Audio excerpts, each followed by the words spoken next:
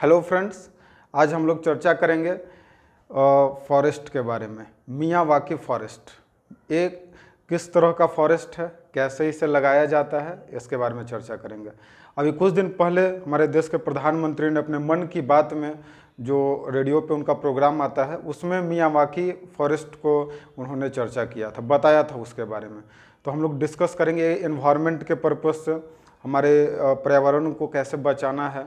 और आज के समय में जिस तरह से अर्बनाइजेशन काफ़ी ज़्यादा बढ़ रहा है, आए दिन जो शहर का जो विस्तार होते जा रहा है, और शहर में जो पेड़ पौधे जो पहले से लगे हुए थे उनका धीरे धीरे डिफॉरेस्टेशन हो रहा है।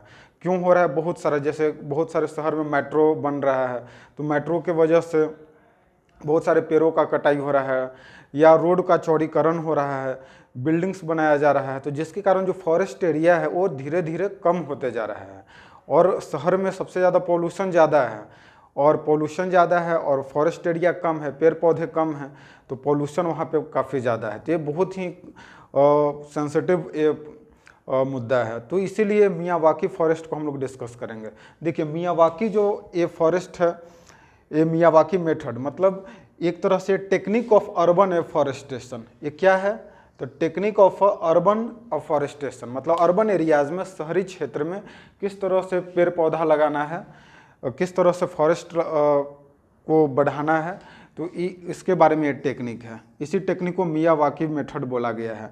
अगर हम बात करें कि ये टेक्निक एक जापानीज मेथड है, ये जापान में इस टेक्निक को वो किया गया था और लाया गया था। अगर इसके पीछे जो सबसे मेन जो पर्सन थे उनका क्या नाम है? Akira Miyawaki. इन्हीं के नाम पे ये जो फॉरेस्ट लगाने का जो तरीका है, इसको मियावाकी मेथड बोला गया है। अकीरा मियावाकी, 1970s में आपका ये शुरुआत हुआ था। अब इसमें क्या था, किस तरह से शहरी क्षेत्र में, क्योंकि शहरी क्षेत्र में आपका एरिया भी कम है, और उस कम से कम एरिया में कैसे एक डेंस फॉरेस्ट को ग्रो किया जाए जिससे काफ़ी बेनिफिट हो सकता है। तो एक जापानीज मेथड है जिसमें डेंस फॉरेस्ट लगाया जाता है, और काफ़ी एक स्मॉल एरिया में, बहुत ही कम एरिया में काफ़ी डेंस फॉरेस्ट। अगर बात करें तो इसका शुरुआत केरला में, अगर भारत में अगर बात करें तो केरला में इसका शुरुआत हुआ है। और केरला की एक जो रफ़ी रामनाथ एक टीचर हैं, वो उन्होंने इसका शुरुआत किया है। एक फॉरेस्ट लगाया उन्होंने जिसका नाम रखा विद्यावनम। क्या नाम रखा? विद्यावनम, जहाँ पे 115 वेराइटीज़ ऑफ ट्रीज, अलग अलग प्रकार के पेड़ पौधा वहाँ पे लगाया गया है, उन्होंने लगाया उसमें।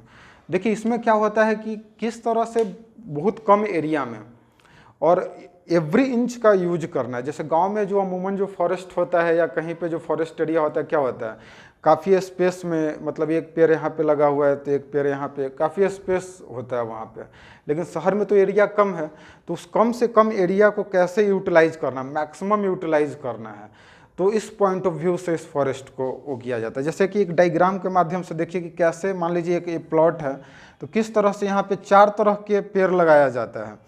पहला एक सर्ब लेयर है आपका, फिर सब ट्री लेयर है, फिर tree layer and canopy layer.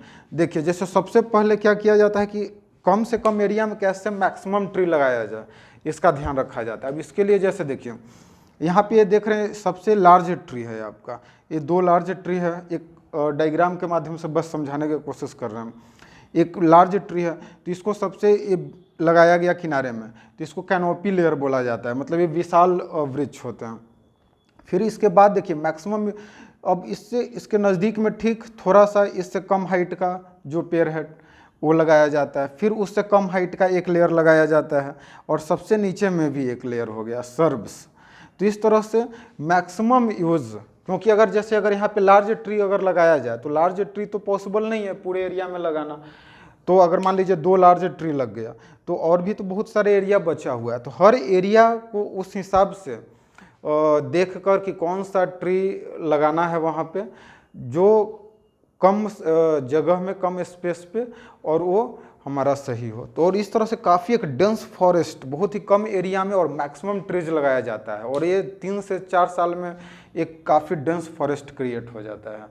और इसमें ये सेल्फ सस्टेनेबल होता है, इसमें कोई केयर करने का ज़रूरत नहीं है। और दूसरा क्या होता है कि यहाँ पे सनलाइट भी नीचे तक नहीं पहुँच पाता है, जिसके कारण वीड्स वगैरह जो है यहाँ पे ग्रो नहीं कर पाता है। बाकी फिर मल्चिंग किया जाता है, नीचे में जो घास फूस है उसको वहाँ पे रख दिया जाता है।